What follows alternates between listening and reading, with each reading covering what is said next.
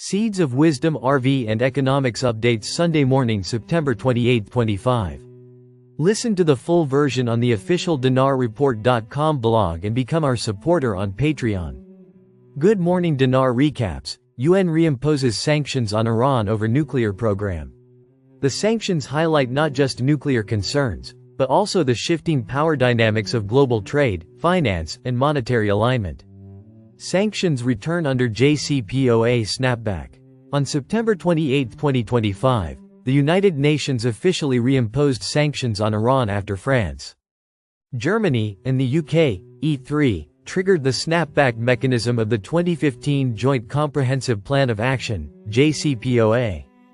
The reinstated measures bring back 6 previous UN Security Council resolutions, including arms embargo banning weapons exports to Iran, nuclear restrictions on enrichment and related activities, missile technology ban on transfers linked to ballistic programs, financial freezes on Iranian entities and officials, cargo inspections for shipments to and from Iran.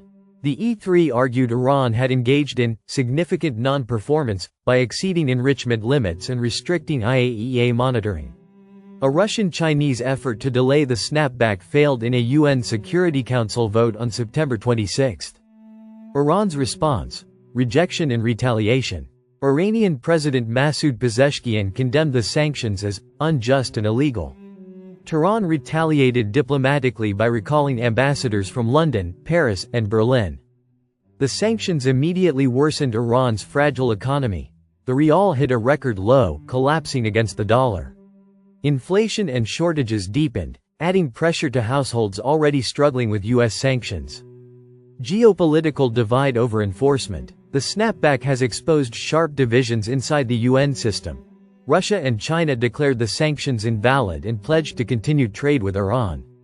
The US and E3 nations framed the move as necessary to restore accountability. This divide shows that sanctions, once a tool of unified global governance, are now fragmented by multipolar competition. Enforcement will depend less on UN consensus and more on the parallel trade systems emerging outside Western frameworks. Why this matters? Iran's snapback sanctions reflect more than nuclear noncompliance. They reveal the fault lines of global finance and trade realignment. The sanctions tighten Iran's isolation from dollar-based systems, forcing it to lean harder on Russia, China, and potentially BRICS channels for survival. The split over enforcement demonstrates how Western financial dominance is being challenged by alternative blocs. The rial's collapse underlines how currencies of sanctioned nations are increasingly tied to geopolitical alignment rather than market fundamentals. This case reinforces the broader trend. Sanctions are no longer just about diplomacy. They're about which monetary and trade system a country belongs to. Global debt surge puts pressure on the old system. Record debt levels globally are pushing nations toward financial fragility, accelerating a restructuring of monetary power and currency dependence.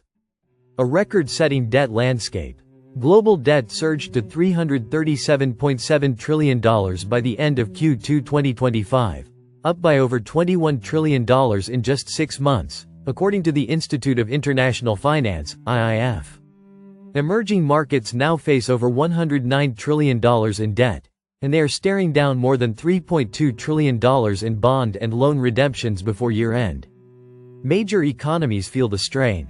The US, China, France, Germany, Britain, Japan all showed large increases in dollar-denominated debt, partly due to exchange rate effects as the US dollar weakened. The debt-to-GDP ratio for emerging markets hit a record 242.4%, with global ratio just above 324%.